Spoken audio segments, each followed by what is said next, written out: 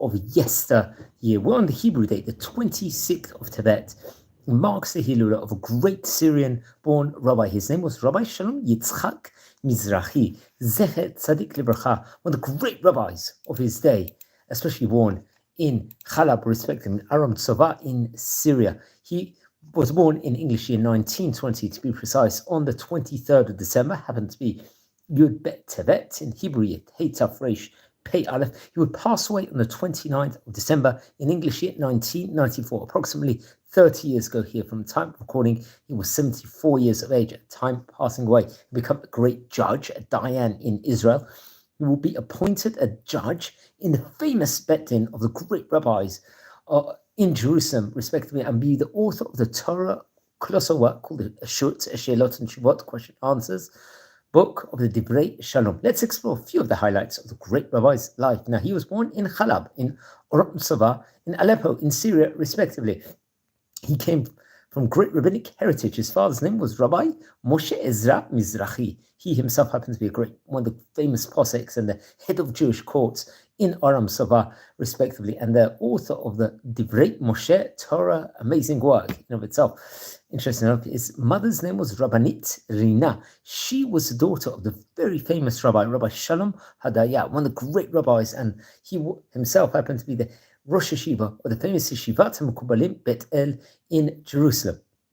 It's interesting. He was named Rabbi Shalom Mizrachi. His first name is Shalom, named after Rabbi Shalom Hadaya, the great rabbi who we just mentioned about before. And his second name, Yitzchak, is the name of, I believe, his grandfather from his mother's side, who happened to be the famous Rabbi Yitzchak Levton. He was a famous Diyan, a judge in Chalab, in Aleppo. And his grandfather, Rabbi Yitzchak Levton's one, was Rabbi Chaim Mordechai Levton, another famous rabbi I think we've spoken about before on various occasions. He was a poet, he was the head of a Jewish court, and the chief rabbi, I believe, of Aleppo in his day, respectively. Now, it's actually interesting. When he was only 1.5 years old, he would make aliyah to the land of Israel. Very interesting enough. I think over there they would actually dwell with Rabbi Shalom Hadaya, his grandfather, at that stage in time. So he was really imbued under real greatness and would grow up in Jerusalem inside the neighborhood, the Ohel Moshe neighborhood. And the Ohel Moshe neighborhood, I think, is actually situated, the proximity of the walls of the old city of itself, of Jerusalem, if I'm not mistaken. I think quite near, or modern day, is around the Nachlaot neighborhood. And Rabbi Shalom Hadaya really was a great rabbi at that point in time. And he would also, I think, dwell not just in the vicinity of his grandfather and grandmother. His grandmother's name was Rabbanit Sarah.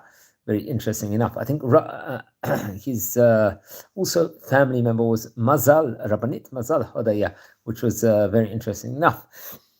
So let's explore some more, and we can add actually more interesting things within regards to Rabbanit Mazal Hodaya. I believe it's actually interesting there's a connection also. Rabbi Yaakov Shaul, the chief rabbi of Sha'ar Tzion of the Chalabi community, Rab Yaakov Shaul Katzin, he happened to be in his time the chief rabbi of the Sha'ar Tzion Halabi community in Brooklyn, in America, respectively, which is interesting enough. So there was a connection over there within regards to the great rabbi from Brooklyn, and learned Torah at a high level in of itself, especially inside the famous Bet Knesset, the Addis Bet Knesset in Nachlaot, in modern day in of itself, a place we've visited on this channel on various occasions before. I think when he was only 10 years of age, he would start to learn in a famous Yeshivat Porat Yosef, in the old city of Jerusalem, if I'm not mistaken. He would learn under great rabbinic auspice, including Rabbi Ezra Atiyah, the famous rabbi we've spoken about before, Rabbi Yaakov Ades, and Rabbi Eliyahu Lopez. Really, really great rabbis in of itself. And Rabbi Atiyah would actually describe him to be a very, very great, promising student at that stage in time. Remember, we've spoken about Rabbi Atiyah on various occasions before, Rabbi Ezra Atiyah, and he saw the greatness, and he actually he gave him a name called the Ma'ayan, a fountain, let's just say, in himself. While he was young, also, he had great connections with other great rabbis in the vicinity, including Rabbi Pinchas Epstein. I think he was a rabbi of the Haredi community in Jerusalem. Rav Tzvi Pesach Frank, another great rabbi. Rabbi David Jangres, I think he himself happened to be the head of a Jewish court between the years 1968 and 1971. And the famous Rabbi Aryeh Levin, another at that point in time, he got married to Rabbanit Matilda. I think she happened to be the daughter of Rabbi Ezra Abadi Shain, really, really great rabbi. I think he himself happened to be a great posek halakha, head of Jewish court in Aram Tzava, respectively. It's reported over that they had 8 boys and 2 daughters. Interesting enough. He would actually then go on to work as a ram inside and Rosh Kollel, also respectively, the Yeshivat Porat. He had a very prominent position at that point in time, and also in the Yeshivat Sharet Zion, which I think was founded by Rabbi Ben Zion Me'achai Uziel, the Yeshivat Sharet Zion, I think famous yeshiva in Jerusalem in of itself, and really would learn great Torah, Talmud over the Halacha, and learn the Torah, Nevi'im, and Ketuvim respectively, which is interesting enough. We have to point that out also. So it's actually interesting that I believe when he was 24 years of age, if I'm not mistaken, approximately, I think in the year 1946, at this approximation, he would actually set out, and I believe he would actually make a trip to Chalab. I think it was at that point in time his grandfather passed away. He would travel to meet his father. At that point in time was in Aleppo, and he hadn't seen him, I think, for many years. And he was actually teaching inside the Beit Midrash, respectively, in Chalab at that point in time. And really very interesting. He would stay in Aleppo for 3 months at that point in time and study under the auspices of his father, and then would later on return to the land of Israel. It's actually interesting. It's reported over famously that his father would actually, when he was in, let's just say in Aleppo at that point in time, would actually present him, give him a present, a famous Megillat Esther in of itself, one of Megillat Esther's from Venetia, if I'm not mistaken. Very interesting enough, from Venice, very, very interesting enough, from Italy, and very, very rare and incredible a gift, you could say. And I think this was passed down from father to son in the family over the generations, hinting at the great family's origins in of itself. I believe several years later, at one stage in time, I think come with the year 1956, he will be appointed as part of the Din, the Sephardi Jewish court, the Eidah Sephardit, in Jerusalem at that point, and he will be working as a Diane in the Din later on in Tel Aviv shortly afterwards. And I think he would actually go on to live in Tel Aviv. At one stage in time, he would give various different Shirei Torah inside that city in of itself.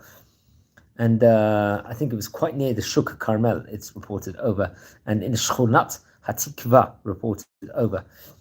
And so he would actually, more prominent positions will go on. He had many, many great prominent positions at that stage in time. He was elected alongside the famous Rabbi Yosef Kapach, a great Temani rabbi, to the great rabbinical court, interesting enough. And I think at one stage in time he had connection, or Rabbi Mordechai Eliyahu would later on work inside this specific area in of itself, which is interesting. Later on, he will actually return to live in Jerusalem. Remember, Jerusalem is one of the 4 holy cities of Israel, along with Tzfat, Tiberias, and Hebron, respectively. And he was actually appointed as one of the 10 rabbis, let's just say, within regards to the Parshat Ha'ach V'Achot. This is something I would tell everyone to, in favor of anonymity in this, and it's actually interesting. I think Rabbi Shlomo Goren will actually use his haskamot for various different important, let's say, occurrences that occurred at that specific time in of itself, which is very interesting. Okay, now let's continue. I think he wrote many different great Torah books in of itself. Let's explore some books, including Divrei Shalom, which is a shut, Sheilot and Shuvot, question and answers. I think it was divided up in 12 different sections, if I'm not mistaken. And I think it was printed, though the first 2 of the sections was printed while he was alive, and the rest after he passed away. And then there was a Sim Shalom, which is a small writing in of itself, while he did when he was young. And I think this name, the Sim Shalom, actually is a remnant of the Rosh Tevot, Shem HaSefer Shalom Yitzchak Mizrachi. Very interesting enough.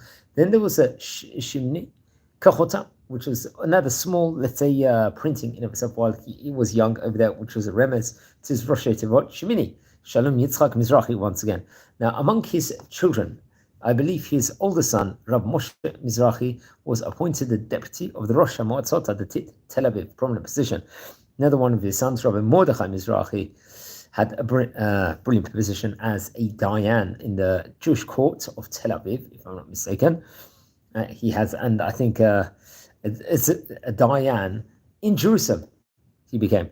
And then one of his grandsons, Rabbi Shalom Yitzchak, I think the son of his son, of Rabbi Yaakov Mizrachi, is the author of another great book, the Sefer Dina de Svika, if I'm not mistaken. So really great descendants.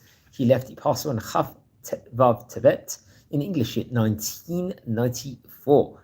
He was buried in Har HaMenuchot ceremony, Mount of Rest Cemetery. He was buried in Har HaMenuchot Cemetery in Jerusalem, respectively. And he was a great rabbi of that point in time. Please don't forget to light candles in his memory. Chaf Vav Tibet is his Hilula, 29th of December 1994. And if you happen to be related to any of these great Chachamim, please send me an email. I would love to hear more. We're a community here. We're learning about great rabbis of yesteryear. We've covered many, many biography videos of many great Chachamim. And please learn over. If you feel anyone's going to be interested, listen to it, share with other people. And please don't forget to subscribe to the channel. Wishing you all well and blessings from Israel.